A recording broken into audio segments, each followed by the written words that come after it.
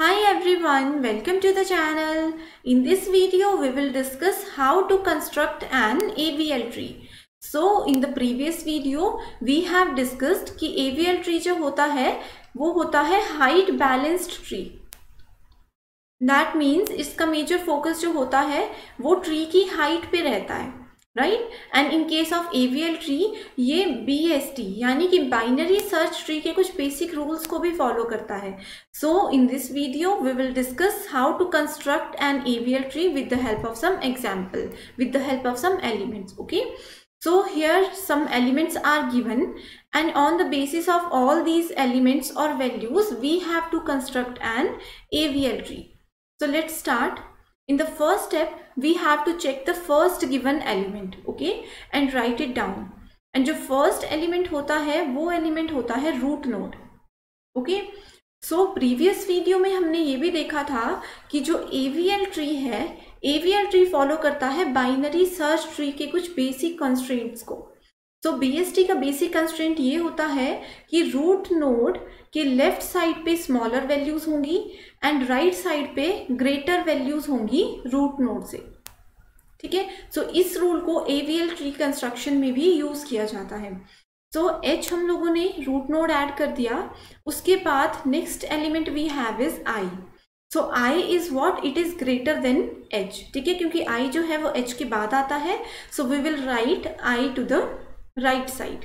Okay, so अभी तक जो ट्री है वो बैलेंस्ड नहीं है, कुछ भी नहीं है, क्योंकि इसके लेफ्ट साइड पे कोई भी वैल्यू नहीं है. जब हम थर्ड वैल्यू ऐड करेंगे उसके बाद हमें पता चलेगा कि ट्री बैलेंस्ड वे में कंस्ट्रक्ट हो रहा है या नहीं हो रहा है. Okay, next value we will add J. So J is also greater than H and I. So we will add J to the right side of I. ठीक है, so in the introduction video हमने देखा था कि root node के left subtree के left side पे अगर कोई सेक्शन, कोई एलिमेंट या कोई नोड ऐड होती है तो हमें करना होगा RR रोटेशन. ठीक है, यानी कि we have to perform right right rotation. So right right rotation is done just to balance this given unbalanced tree. So अगर हम यहाँ पे बात करें तो इसका लेवल है 0 and I का level is -1, H का level is -2. And in case of AVL tree, only 3 balance factors are allowed. These are -1, 0 and 1. ठीक है, सिर्फ ये 3 balance factors allowed होते हैं, but here we have -2. So simple याद रखना है कि जिस भी नोड का balance factor इन तीनों में से नहीं होगा उसी particular नोड को we have to rotate. ठीक है, सो इस नोड का बैलेंस फैक्टर -2 है. So we will rotate this particular edge toward the left side. ठीक है, सो H क्या होगा, इस तरह से कनेक्ट हो जाएगा. ओके, एंड इस रोटेशन के साथ में हमें ये भी चेक करना होगा कि I जैसे पहले डायरेक्टली कनेक्टेड था H से, similarly I is directly connected with J. So rotation के बाद भी ये कनेक्शन जो है वो रिमूव नहीं होना चाहिए, वो चेंज नहीं होना चाहिए. ठीक है, so this point is very important. So after the rotation the resultant tree is this. ठीक है, so this tree is balanced tree क्योंकि यहाँ पे जो वैल्यूज हैं वो 0 हैं, तीनों का बैलेंस फैक्टर इज इक्वल. ठीक है, so in the next step we have to add the value B. ठीक है, सो इस तरह से हमने ट्री को बैलेंस, इतना सा ट्री हमने बैलेंस कर दिया था प्रीवियस स्टेप में. Now we will have to add the value B. Okay, as B is lesser than I and B is also lesser than H. ठीक है, B जो है I एंड H से पहले आता है, that's why we will add this value to the left side of this particular subtree. ठीक है, सो यहाँ पे वैल्यू हमने क्या कर दी, B ऐड कर दी. एक वैल्यू ऐड करने के बाद भी बैलेंस फैक्टर का पता नहीं चलता है in case of AVL tree. So we have to add the next value A. So A is smaller than I, H, B. ठीक है, सो B से भी छोटा है A, इसीलिए हम A को ऐड कर देंगे to the left side of B node. ठीक है, सो इस तरह से. तो अब इस सेक्शन में क्या हो गया, ये भी एक अनबैलेंस्ड AVL ट्री बन चुका है. सो इसे बैलेंस करने के लिए हम LL रोटेशन का वर्क करेंगे. ठीक है, अगर जो फ्लो है ठीक है, फ्लो अगर लेफ्ट साइड पे होता है तो हम LL रोटेशन को यूज करेंगे। वैसे ही प्रीवियस वीडियो में, प्रीवियस स्लाइड में जो फ्लो था वो राइट साइड पे था, इसीलिए हमने राइट रोटेशन को फॉलो किया। ठीक है, सो लेफ्ट रोटेशन के केस में क्या होगा, ए को हम लोग मूव करेंगे। ठीक है, ए को हम लोग मूव करेंगे and then we will move the value H. ठीक है, सो वो कैसे मूव करते हैं LL रोटेशन में, सबसे पहले हम B एंड H में चेकिंग करेंगे। ठीक है, so B is directly connected to H and B is directly connected to A। तो हमें जो नेक्स्ट यहाँ पे सब ट्री क्रिएट करना है उसमें भी ये कनेक्शन एज इट इज रहना चाहिए। सो इस कनेक्शन को फॉलो करने के लिए हम क्या करेंगे, B को एक रूट नोड बना देंगे एंड B से A भी डायरेक्टली कनेक्टेड है एंड B से H भी डायरेक्टली कनेक्टेड है। ठीक है, सो ये हो जाएगा next sub tree. This is the next balanced AVL tree. Okay, हमेशा यही ध्यान रखना है कि कोई भी रोटेशन हो रही हो, राइट या फिर लेफ्ट रोटेशन, हमेशा जो भी सेंट्रल डिवाइस है जिसके साथ front and back edge connected है, front and back node connected है, वो कनेक्शन कभी भी जो है वो खराब नहीं होना चाहिए। ठीक है, in the next step we will add the value E। Okay, so E के केस में क्या होगा, अब हम यहाँ पे देख सकते हैं कि E जो है वो I से छोटा है बट B से बड़ा है। ठीक है, सबसे पहले हम रूट नोड को देखेंगे। E is lesser then what, I, सो हम उसको क्या करेंगे, लेफ्ट साइड पे मूव कर देंगे।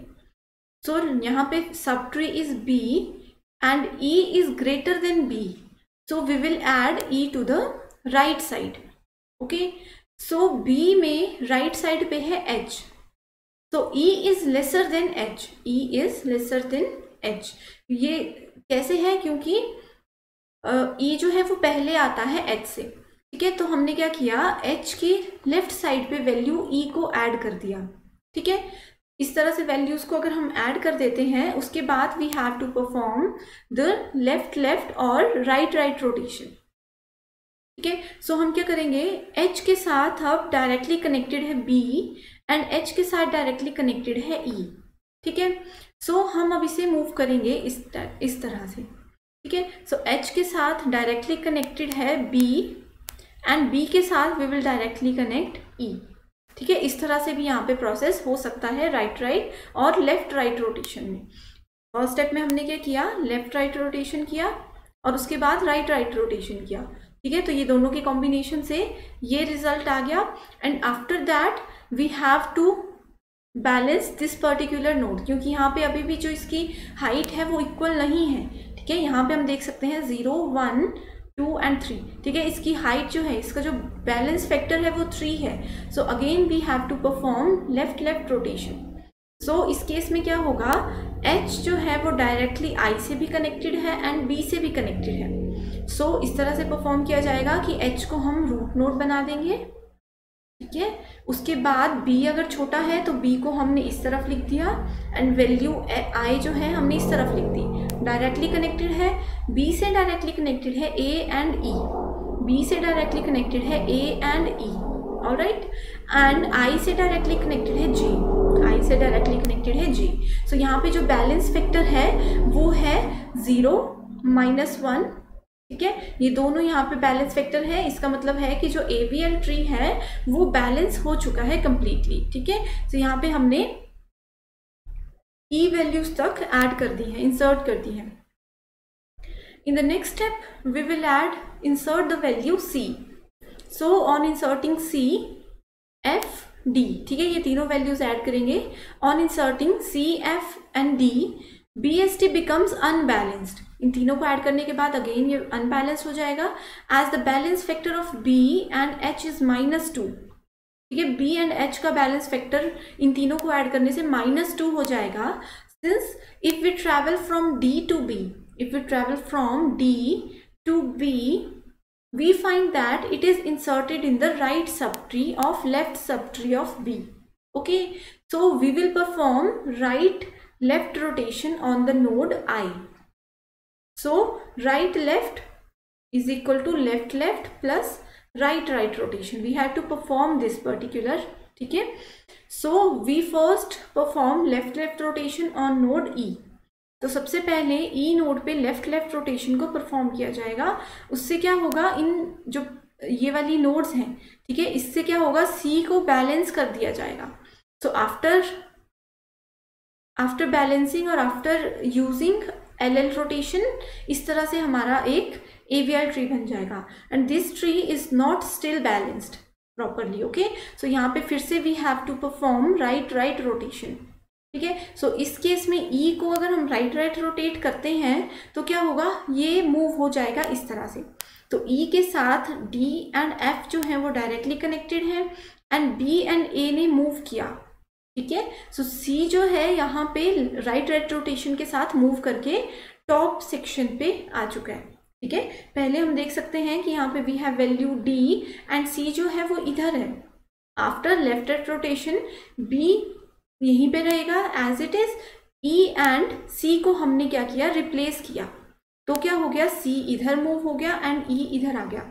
ओके, आफ्टर दैट हमने बी एंड ई के जो है रोटेट किया, यहाँ पे रोटेशन परफॉर्म किया। तो बी जो है वो इधर आ गया एंड सी जो है वो मूव करके टॉप सेक्शन पे पहुंच गया। ठीक है, टॉप सब ट्री का रूट बन गया सी। ठीक है, सो इस तरह से यहाँ पे जो ट्री है वो बैलेंस हो चुका है। पहले हमने लेफ्ट लेफ्ट रोटेशन परफॉर्म किया, after that right right rotation perform किया।